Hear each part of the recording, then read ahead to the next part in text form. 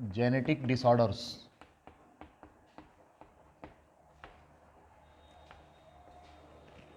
या हम Mendelian disorders की बात कर रहे हैं।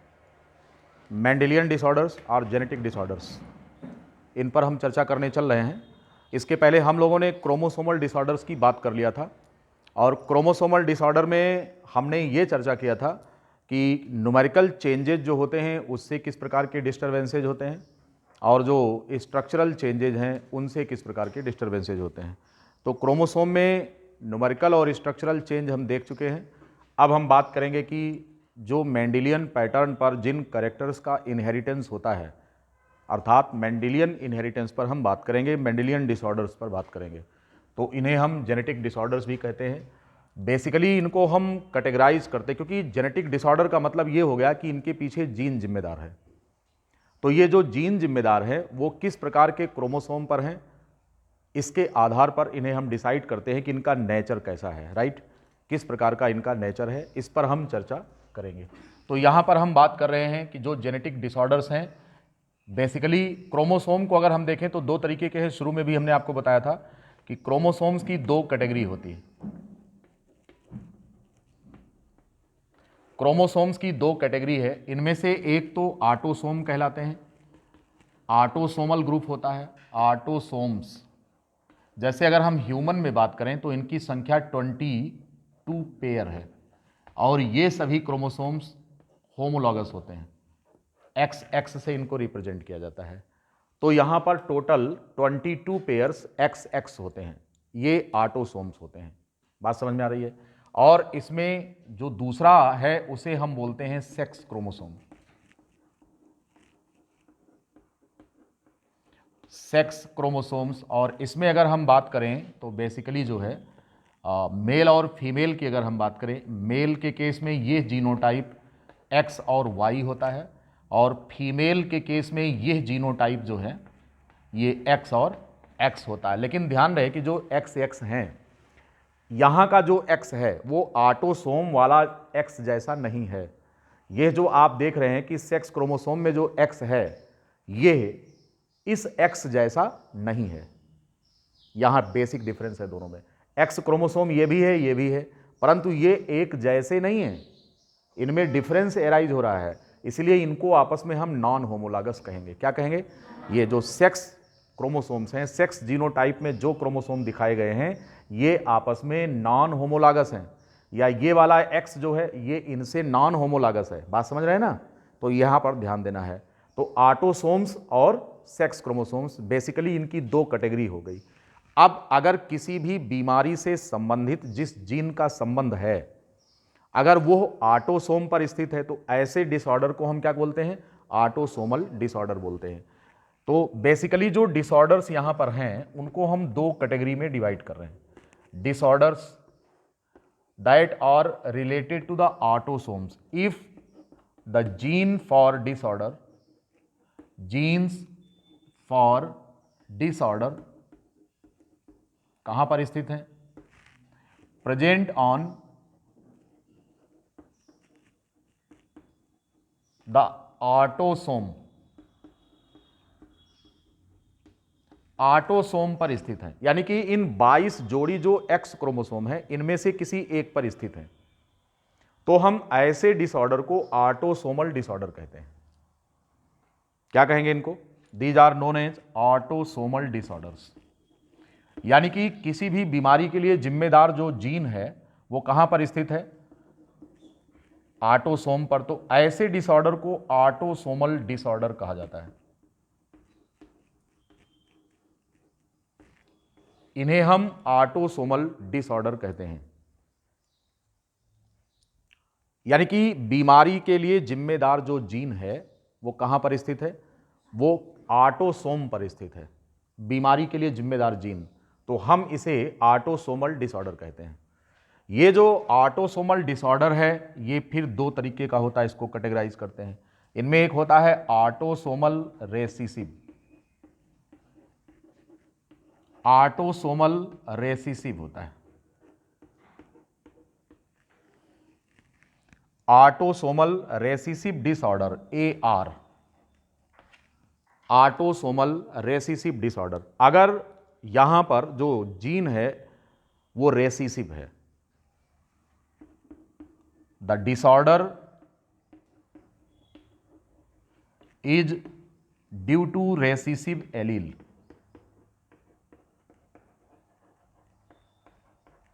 Disorder is due to recessive allele. अगर इस बीमारी का संबंध रेसेसिव एलील से है तो हम इसे बोलेंगे ऑटोसोमल रेसेसिव डिसऑर्डर बोलेंगे। ऑटोसोमल रेसेसिव डिसऑर्डर कहेंगे इसको।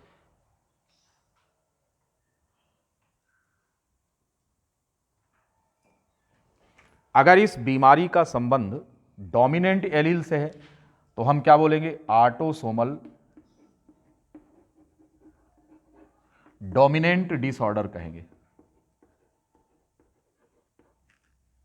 Autosomal dominant disorder, AD.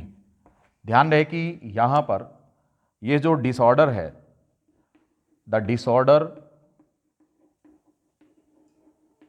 Is due to the dominant allele. Dominant allele की वजह से है तो हम इसको ऑटोसोमल डोमिनेंट डिसऑर्डर कहते हैं।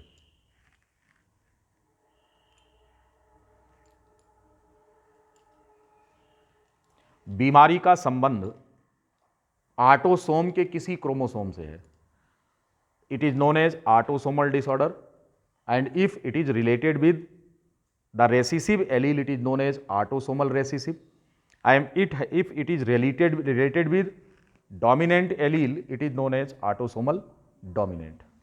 ये बात समझ में आ गई। इसी तरीके से हम बात करेंगे इसका जो दूसरा है वो कौन है? जो दूसरा है वो जो है सेक्स क्रोमोसोम से संबंधित है। इसकी बात अगर करें, इसको बोलेंगे X linked and Y linked. X linked और दूसरा है वाई लिंक्ड डिसऑर्डर। ये दोनों सेक्स क्रोमोसोम से संबंधित हैं। आपको पता है कि सेक्स क्रोमोसोम में दो प्रकार के क्रोमोसोम हैं, एक एक्स है और दूसरा वाई है। तो इसका संबंध अगर एक्स क्रोमोसोम से है तो हम बोलेंगे कि ये एक्स लिंक्ड डिसऑर्डर है, और अगर इसका संबंध वाई क्रोमोसोम से है तो हम बोलेंगे कि ये वाई लिंक्ड डिसऑर्डर है। बात समझ रहे हैं? तो Y linked disorder and X linked disorder ये होते हैं। जो एक्स लिंक्ड डिसऑर्डर्स होते हैं इनकी भी दो कैटेगरी होती है, ये नोट कर लिया इधर का। अब जो एक्स लिंक्ड डिसऑर्डर्स हैं इनमें भी रेसेसिव और डोमिनेंट होते हैं।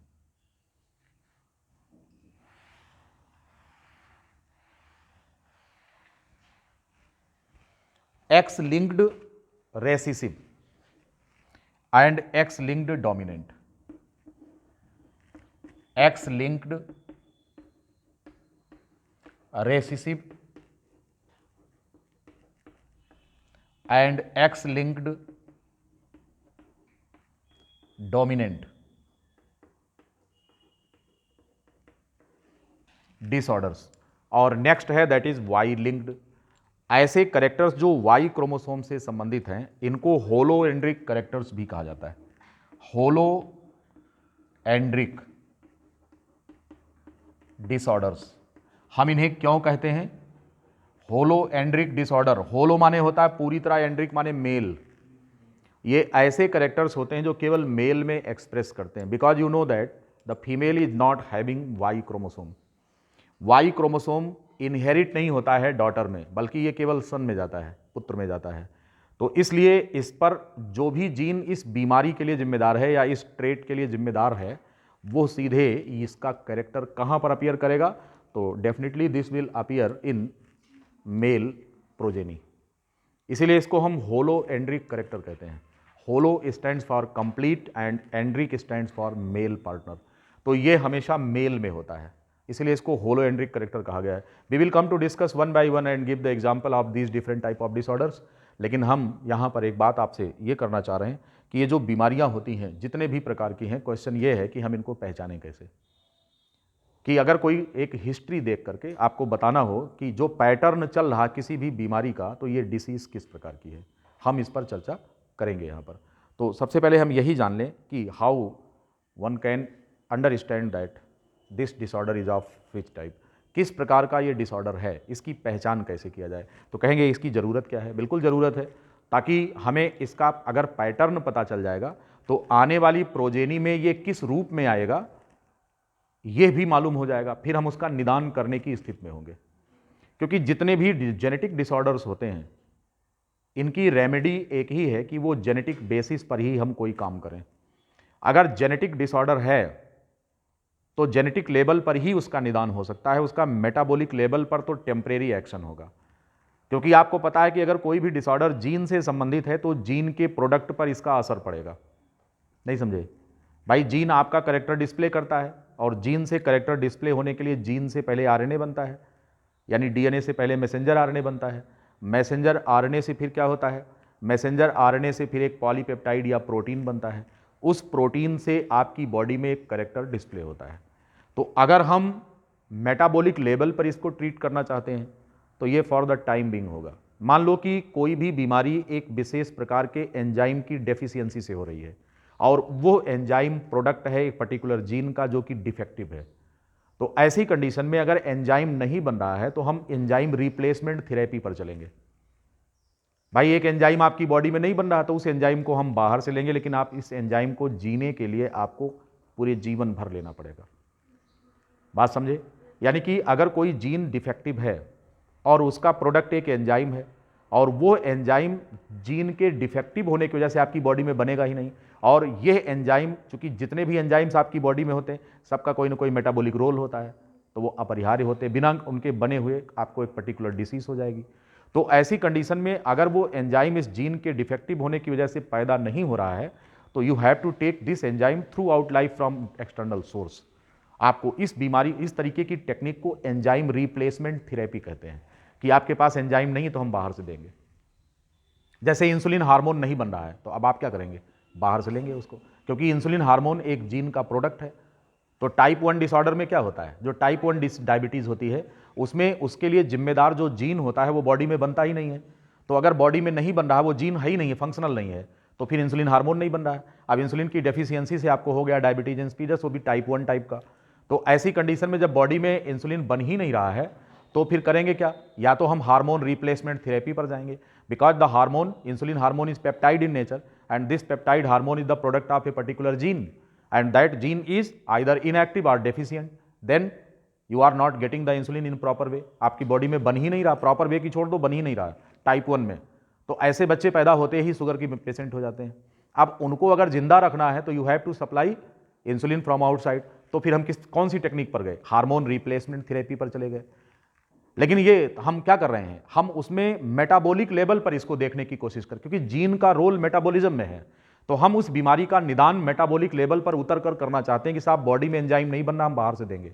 साहब बॉडी में हार्मोन नहीं बनना, हम बॉडी में बाहर से हार्मोन उपलब्ध कराएंगे, ये करेंगे। लेकिन क्या ये परमानेंट इलाज है? आंसर है नो।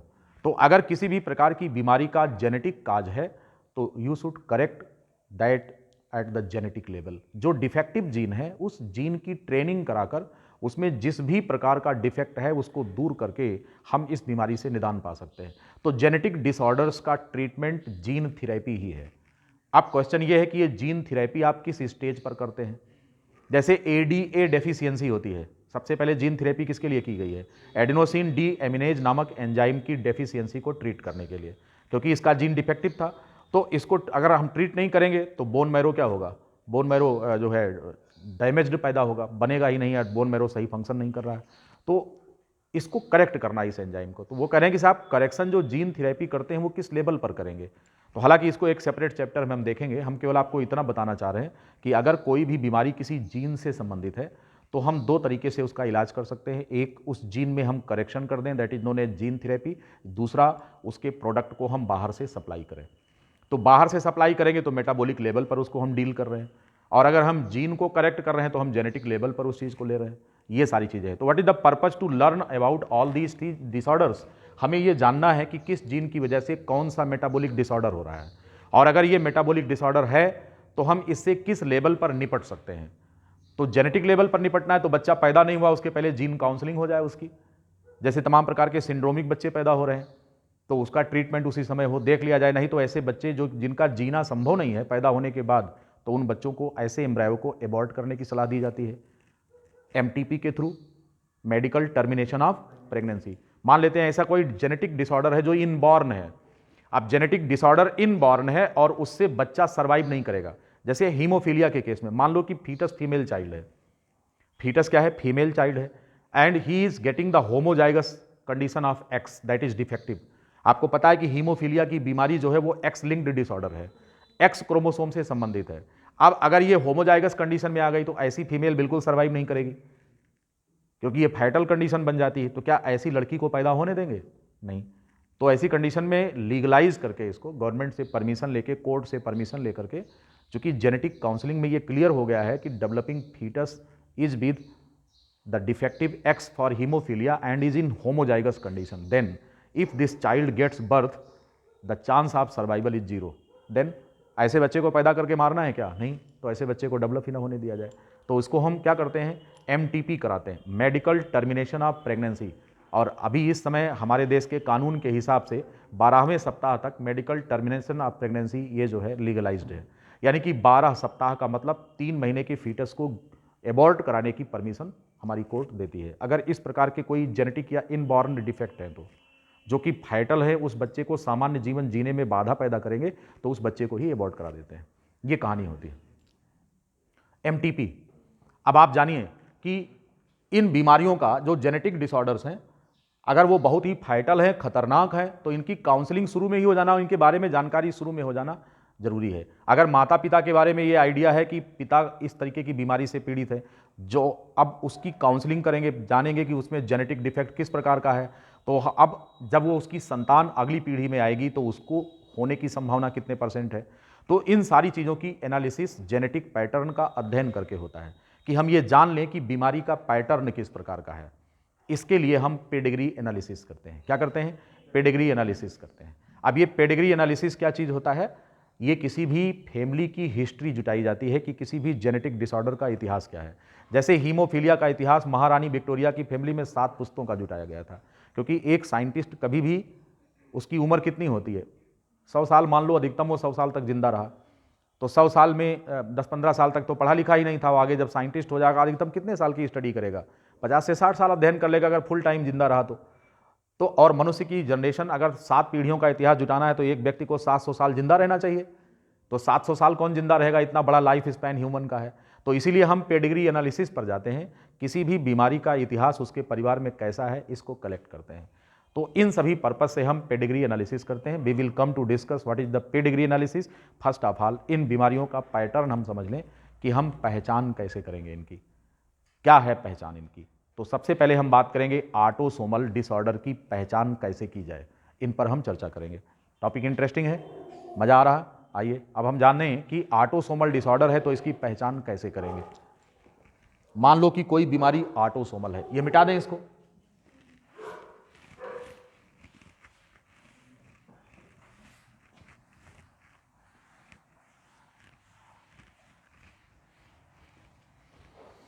हम बात करते हैं कि कोई बीमारी ऑटोसोमल डिसऑर्डर है, suppose that.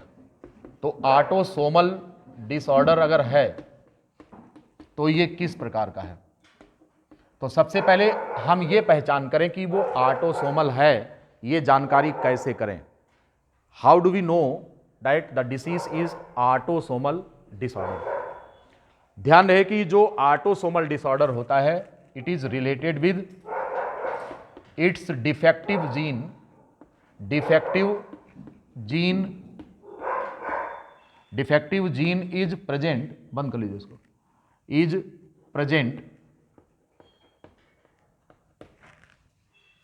on any X chromosome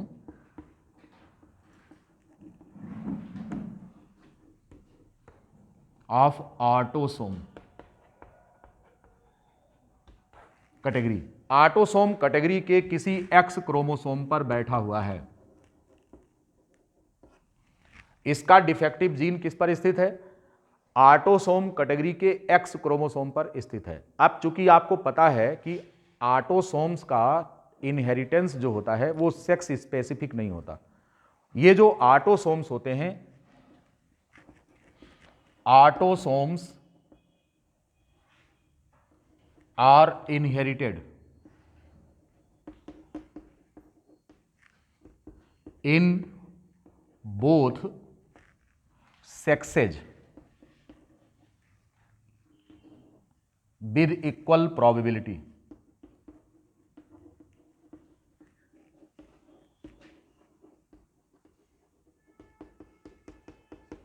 चूंकि ये जो ऑटोसोम्स होते हैं ये सेक्स स्पेसिफिक नहीं होते, इसलिए मेल और फीमेल सभी में इसका इनहेरिटेंस होता है।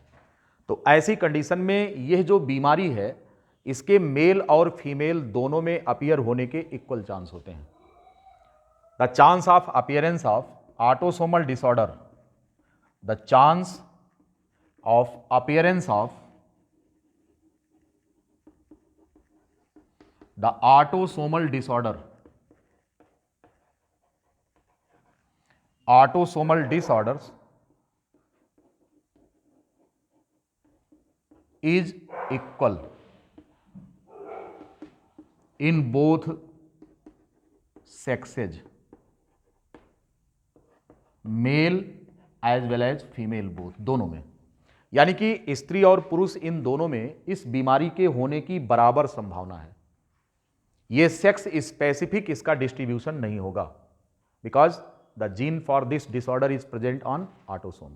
तो अगर यह संबंध इसका ऑटोसोम से है तो this has the equal chance to appear in both sexes equally. दोनों प्रकार के सेक्स में इक्वल डिस्ट्रीब्यूशन इसका होगा। तो पहली पहचान तो यही है। अब पैटर्न देख करके अगर लड़के में भी बीमारी हो रही है और लड़की में भी हो रही है बराबर रूप से, तो हम ये मानेंगे कि बीमारी का संबंध किससे है, ऑटोसोम से होता है। तो ये पहली पहचान है ऑटोसोमल डिसऑर्डर का।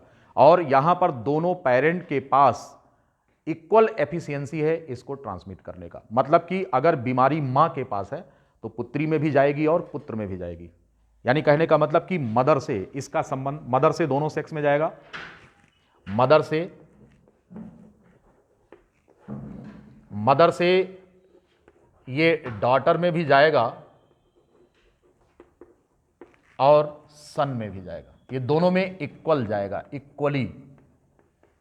Chance of spreading of this disorder, the chance of spreading of this disorder is equal in both daughter and son. क्यों? क्योंकि मदर जो है अपने ऑटोसोम पुत्री को भी देती है और पुत्र को भी देती है। तो मदर से उसके लड़के में ये बीमारी अगर मान लो कि मां को बीमारी है तो फिर इक्वल चांस है कि लड़की में भी होगा और लड़के में भी होगा, क्योंकि ऑटोसोम के इनहेरिटेंस में किसी भी प्रकार का भेद नहीं किया जाता है। ये बात समझ में आई? Now the same is true with father also. तो father can inherit this disorder equally. यहां पर जो फादर है ये भी इस बीमारी को इक्वली इनहेरिट करेगा। किसमें? डॉटर में और सन में। इक्वल चांस है। इक्वल चांस है कि पिता में अगर कोई बीमारी है तो उसकी पुत्री में भी आएगा और उसके पुत्र में भी आएगा।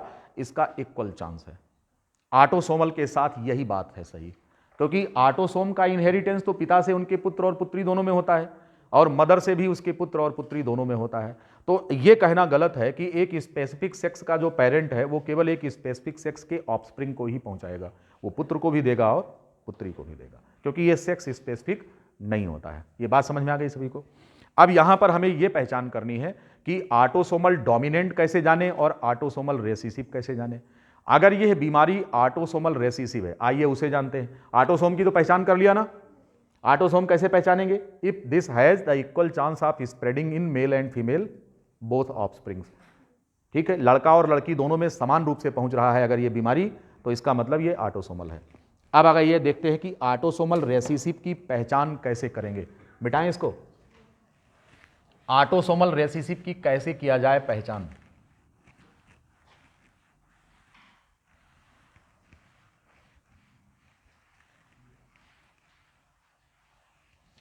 Autosomal recessive, AR, autosomal recessive.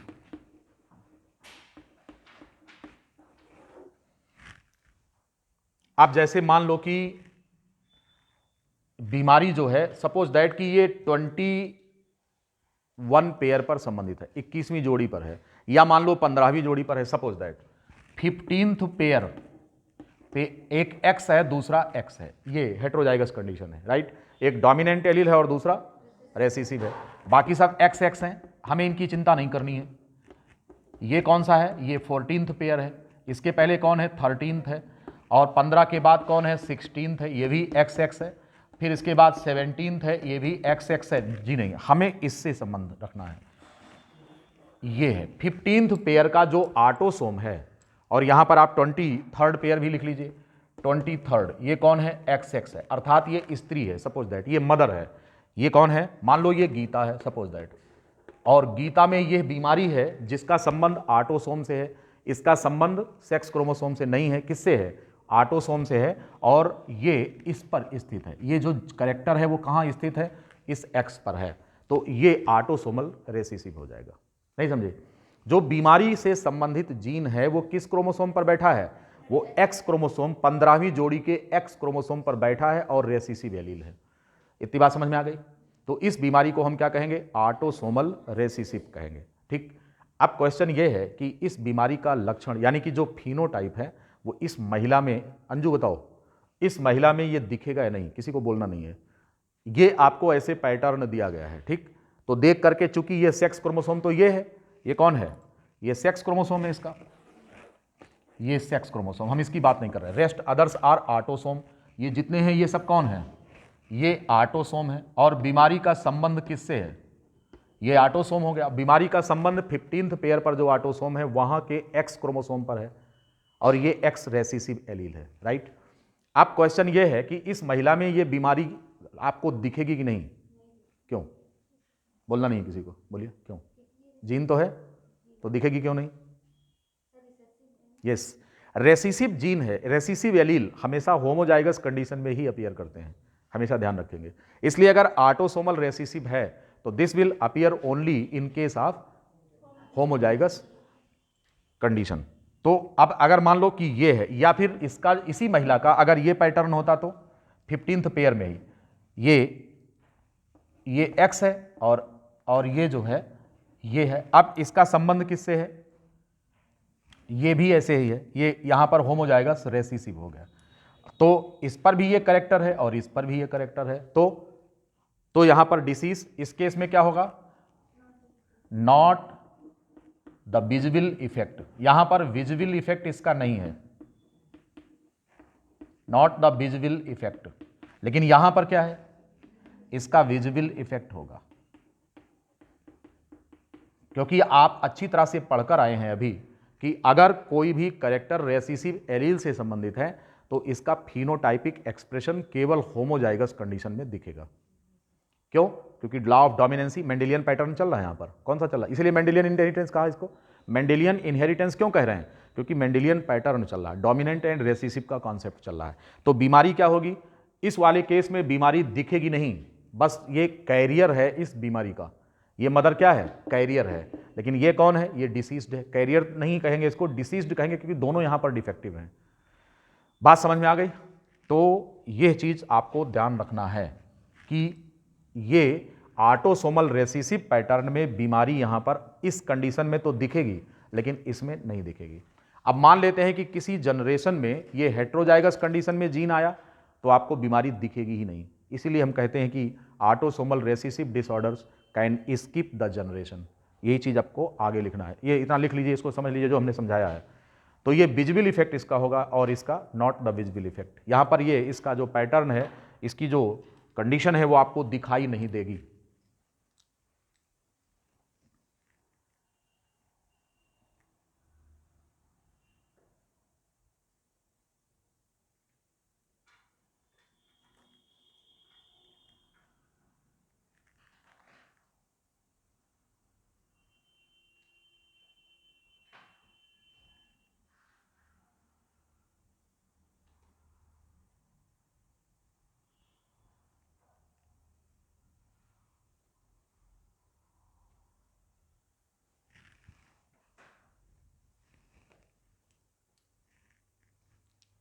लिख लिया सभी ने? अब आइए अगर हम बात करें कि इसको अगर देखें तो इसके लिए एक पॉइंट ऑटोसोमल रिसेसिव के लिए ये सही है कि ऑटोसोमल रिसेसिव डिसऑर्डर्स जो होते हैं वह जनरेशन को स्किप कर सकते हैं। हम आपको दिखाते हैं कि जनरेशन को क्यों स्किप करेंगे।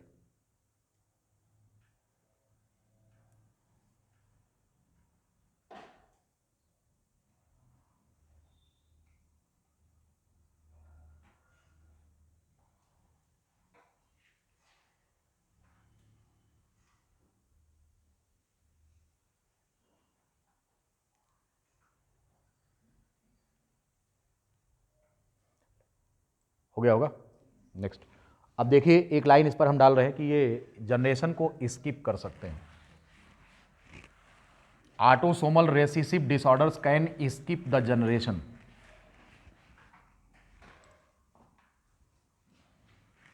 Autosomal recessive disorders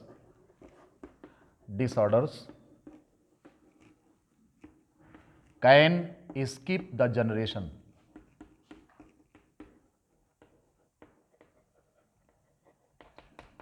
skip the generation, ये जनरेशन एक जनरेशन में उत्पन्न हुए अगले में हो सकता है ना दिखें, ऐसा हो सकता है। और स्किप जनरेशन का मतलब ये हो गया कि किसी जनरेशन में दिखेंगे और किसी जनरेशन में नहीं दिखेंगे। ठीक, हमने लिखा है कि कैन स्किप द जनरेशन, हो सकता है ना स्किप करें, लेकिन इसकी संभावना है कि ये एक जनरेशन में दिखा, यानी कि पिता में दिखा पुत्र में ना दिखे, और आगे चल करके जो है आगे अगली जनरेशन में पुत्र में दिखे, ग्रैंडसन में दिखे, ऐसा हो सकता है। ठीक है, तो वो कैसे होगा जरा ये देखिए। जैसे मान लो कि ये फादर है, ऑटोसोम दिखाएंगे तो हम एक्स वाई नहीं लिखेंगे, यहां पर क्या लिखेंगे, हम यहां पर क्या लिखेंगे, एक्स एक्स, राइट। और ये है मदर, ये कैसी है, एक इसका डिफेक्टिव है, ये कैरियर है, ये कंडीशन है, ये केस नंबर 1 है। ठीक, अब देखो केस नंबर 2 कौन है। केस 2 में यहां पर क्या कर रहे हैं कि फादर नॉर्मल है, लेकिन जो मदर है वो कैसी है, फादर के ये दोनों डोमिनेंट हैं और मदर में कौन है, ये दोनों डिफेक्टिव हैं। सपोज दैट, मान लो ये है, मान लो कि ये भी, इसमें भी, क्योंकि पिता अलग है मदर अलग है, तो ऐसी कंडीशन में कोई इनका कॉम्बिनेशन नहीं है, डोमिनेंट हो सकता है ये वाला रिसेसिव। अब आप देखेंगे इनमें कि यहाँ पर एक जो है ये भी हेट्रोजाइगस कंडीशन में है और इसके पास ये बीमारी है, राइट, इसके पास ये है। अब आप अगर देखें तो मदर जो है, मदर डिसीज्ड है, इसमें बीमारी है, और ये कौन है, ये कैरियर है लेकिन नॉर्मल है। Career but normal, career but normal का मतलब इसमें करेक्टर दिखेगा नहीं, लेकिन इसके पास एक जीन है, परंतु ये हेट्रोजाइगस कंडीशन, एक्स इसको दबा देगा, तो इसमें बीमारी नहीं आएगी। और यहां पर क्या है कि ये एकदम नॉर्मल है और ये कैसा है, मदर कैरियर है, फादर नॉर्मल है। अब इनकी जो संतान बनेगी वो आप देखिए, कैपिटल एक्स स्मॉल एक्स, यहां पर देखिए ये डिफेक्टिव जीन है इसके पास, और यहां पर देखें इसका इससे मिलान होगा, कैपिटल एक्स इस साथ में कुछ नहीं होगा। इसमें अगर हम देखें तो एक्स एक्स, इसका इसके साथ एक्स एक्स, ठीक है। अब यहां पर अगर देखें तो ये पैटर्न मिल रहा है, ये है। तो अब आप देखेंगे कि इसमें 50% कैरियर हैं, परंतु इस जनरेशन में ये बीमारी नहीं दिखेगी, नो विजिबल इफेक्ट। इस जनरेशन में ये बीमारी आपको नहीं दिखेगी। और यहां पर अब आप देखिए केस नंबर 2, इसमें क्या हो रहा है, यहां पर इस एक्स को इनके साथ उतारिए, ये कैरियर हो गया, इस एक्स को इनके साथ उतारिए तो ये कैरियर हो गया, लेकिन इस एक्स को इनके साथ उतारिए और इसे इनके साथ उतारिए। अब यहां पर अगर आप देखें तो इन दोनों के पास लक्षण है, तो यहां पर जो 50% प्रोजेनी है वो क्या हो गई, 50% जो प्रोजेनी है वो क्या हो गई, डिसीज्ड हो गई। अब आप देखेंगे ये F1 जनरेशन है और यहां पर भी F1 है, लेकिन इस F1 में बीमारी नहीं दिखी और इस F1 में बीमारी दिखी। तो यही चीज हमने आपको यहां पर लिखा है कि कैन स्किप द जनरेशन और can not skip the generation. यहां पर संभावना है, autosomal recessive character can skip the generation. तो इस जनरेशन में तो अपीयर किया और इसमें अपीयर नहीं किया, तो ये हो सकता है कि अगली पीढ़ी में कहीं जाए तो वो बीमारी उत्पन्न होगी, लेकिन कोई जरूरी नहीं कि हर जनरेशन में ये कैरेक्टर आवे। तो ऑटोसोमल रेसेसिव की अब पहचान क्या है? पहली पहचान ये है कि माता पिता से दोनों प्रकार के प्रोजेनी में ये जा सकता है, बोथ सेक्सेज में ये ट्रांसमिट होता है। तो अगर पिता से उसकी पुत्री और पुत्र दोनों में हो और माता से पुत्री और पुत्र में बराबर रूप से हो तो ये बीमारी ऑटोसोमल हो गई। अब रेसेसिव की क्या पहचान है कि अगर वो जनरेशन को स्किप कर ले जाती है तो ऑटोसोमल रेसेसिव है, लेकिन अगर यहीं पर ऑटोसोमल डोमिनेंट होता तो तब वो जनरेशन को स्किप नहीं करता, वो उस जनरेशन में होता। बात समझ में आई? आइए देखते हैं उसको।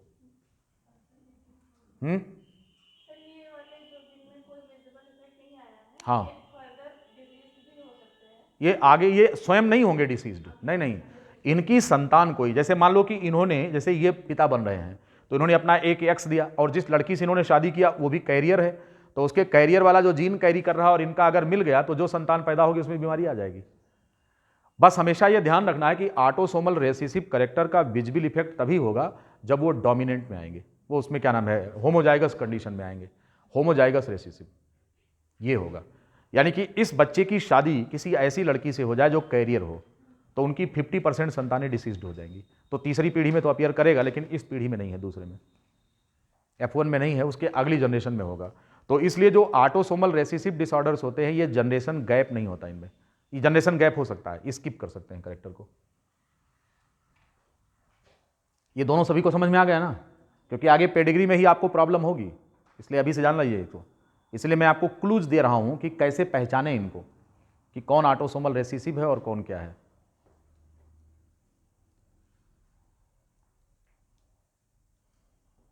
एक पहचान इसकी और है, वो लास्ट पॉइंट है ऑटोसोमल रेसेसिव का, हम आपको बता रहे हैं।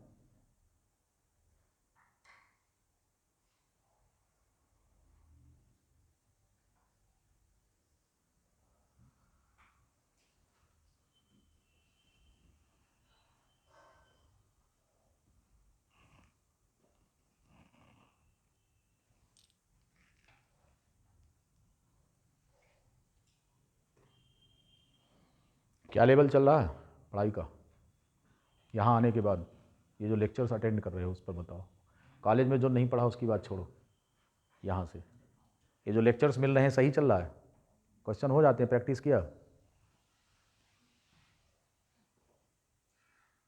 एक पॉइंट हम यहाँ पर और बताना चाहेंगे, वो ये है कि अगर हम क्रॉस को रेसिप्रोकल कर दें, ऑटोसोमल रेसेसिव डिसऑर्डर में अगर रेसिप्रोकल क्रॉस करा दें तो फिनोटाइपिक जो रेशियो आता है उस पर कोई असर नहीं पड़ेगा। एक बहुत इंपॉर्टेंट पॉइंट जो हम आपको नोट कराने जा रहे हैं कि अगर ये पैटर्न ऑटोसोमल रेसेसिव है तो रेसिप्रोकल क्रॉसेज में फिनोटाइप पर कोई असर नहीं पड़ेगा। लिखो इसको, अगला पॉइंट लिखेंगे ऑटोसोमल रेसेसिव में, लिखेंगे reciprocal crosses do not alter, reciprocal crosses do not alter the phenotypic expression. Reciprocal crosses do not alter the phenotypic expression. जो phenotype होता है, phenotypic expression,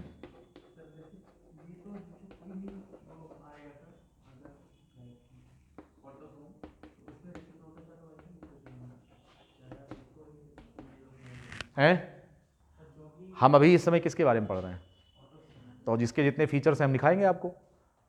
हो सकता है कि इनका कोई एक फीचर ऑटोसोमल डोमिनेंट में हो सकता है, तो वो दोनों का कॉमन हो जाएगा, तो जो पॉइंट ऑफ डिफरेंस है वो हम निकालेंगे।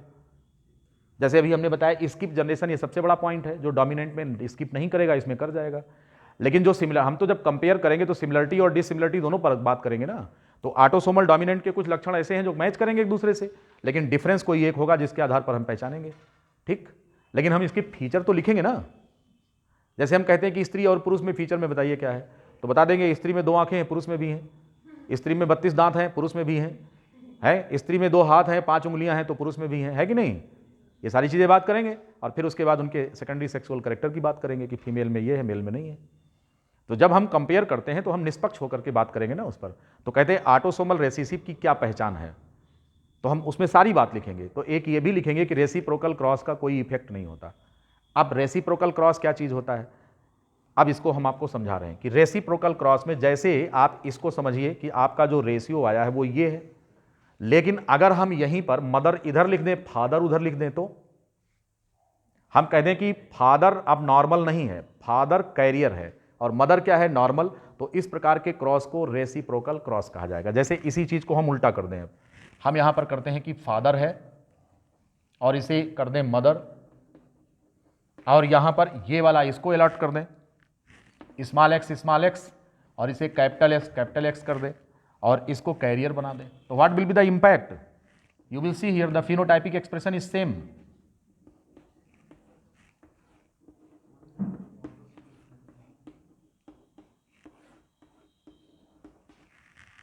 आप देखिए ना, कैरियर एक ही तो है ना, दो कैरियर है, एक ही है, इसके साथ हो रहा है, ये इसमें है, ये है और ये नॉर्मल। अब आप देखिए दो ही तो कैरियर है ना, दो कैरियर यहां दिखे थे आपको और दो नॉर्मल हैं, वो देखो दो नॉर्मल दिख रहे हैं आपको। तो फिनोटाइपिक एक्सप्रेशन पर रेसिप्रोकल क्रॉस का कोई असर नहीं पड़ेगा। The same proportion you will see here in this case, यहां पर कि हम कह दें कि बीमारी, अब कैरियर फादर कर दिया और इसको उल्टा कर दिया। तो ऑटोसोम में यही एक खास बात है कि फिनोटाइपिक एक्सप्रेशन पर रेसिप्रोकल क्रॉस का कोई असर नहीं पड़ता, लेकिन अगर ये सेक्स लिंक्ड होता तो पड़ता। उसको क्रिस क्रॉस इनहेरिटेंस कहते हैं, आगे पढ़ाएंगे आपको। तो यहां पर आप जान लीजिए कि ये क्रिस क्रॉस पैटर्न नहीं है कि जैसे ही हमने बीमारी का संबंध फादर और उधर मदर में रेसिप्रोकल कर दिया, उल्टा कर दिया, तो संतान में उसका असर दिखने लगेगा, तो वो क्रिस क्रॉस होता है, लेकिन यहां पर नहीं दिखेगा। इतनी बात समझ गए सभी लोग। ऑटोसोमल डोमिनेंट पर आइए। ऑटोसोमल डोमिनेंट की क्या पहचान है,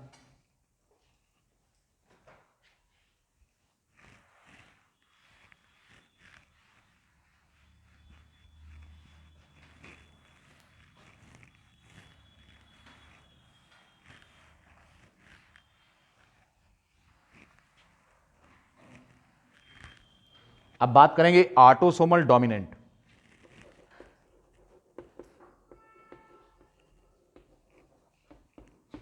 ऑटोसोमल डोमिनेंट डिसऑर्डर,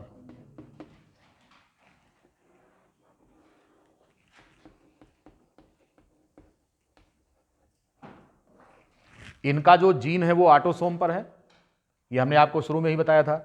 बस ये है कि ऑटोसोमल की पहचान क्या है कि the disease, the character will appear in both sexes, daughter में भी एंड सन, दोनों में, इन इक्वल प्रोपोर्शन।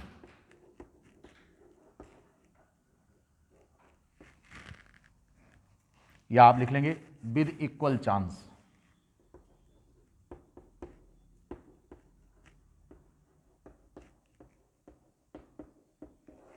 इसीलिए इसको ऑटोसोमल कहा। अब ये बात कॉमन थी ऑटोसोमल रेसिसिव में भी, क्योंकि वहां पर भी ऑटोसोमल है, तो ये लक्षण दोनों में कॉमन है।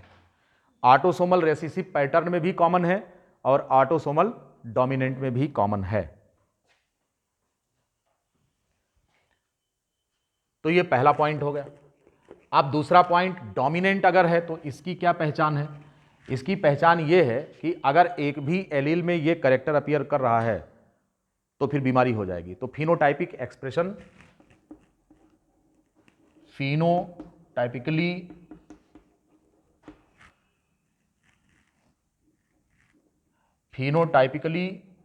Expressed even in the heterozygous condition also, heterozygous conditions also.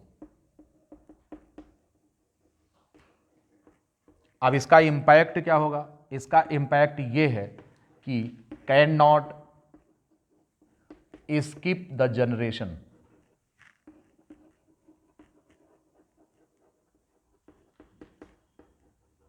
if any one allele, any one dominant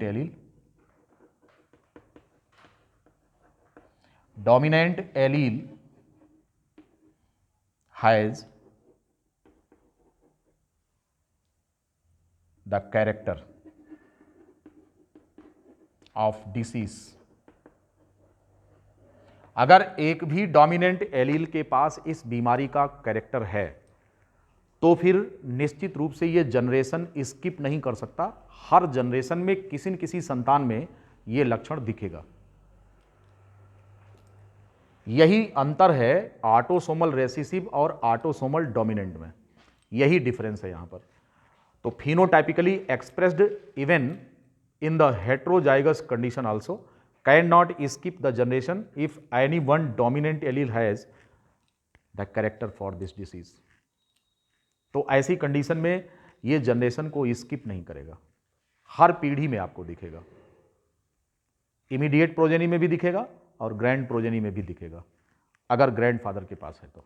ठीक, तो ये कंडीशन आप देख रहे हैं ऑटोसोमल डिसऑर्डर्स। ध्यान रहे कि इनका भी रेसिप्रोकल क्रॉस करने पर कोई इफेक्ट नजर नहीं आता। तो फिनोटाइपिक एक्सप्रेशन, जो फिनोटाइपिक रेशियो है, उस पर किसी प्रकार का बदलाव नहीं होगा रेसिप्रोकल क्रॉस करने पर। ऑटोसोम की ये पहचान है। तो ऑटोसोम वाले हिस्से में ये लिख देते हैं कि रेसिप्रोकल क्रॉसेज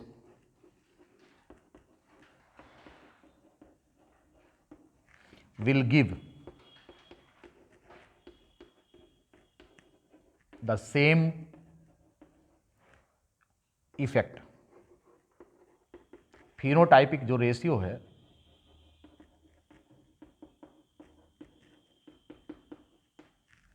remains unaltered। जो फिनोटाइपिक रेशियो है उसमें किसी भी प्रकार का कोई बदलाव नजर नहीं आएगा।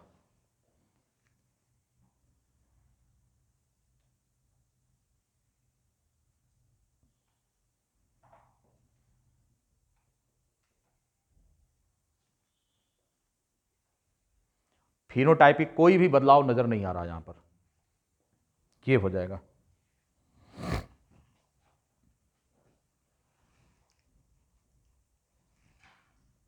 जनरेशन स्किप नहीं करेगा, इक्वल प्रोपोर्शन में सभी प्रोजेनी में होगा, रेसिप्रोकल क्रॉस का फिनोटाइपिक रेशियो चेंज नहीं होगा, वही रहेगा। ये सारी पहचान है किसकी? ऑटोसोमल डोमिनेंट की है। अब हम बात करेंगे सेक्स लिंक्ड डिसऑर्डर्स पर। किस पर बात करेंगे? Sex linked disorders. और सेक्स लिंक्ड में दो होते हैं, एक वाई लिंक्ड होता है और एक एक्स लिंक्ड होता है। तो next that is the sex linked disorder.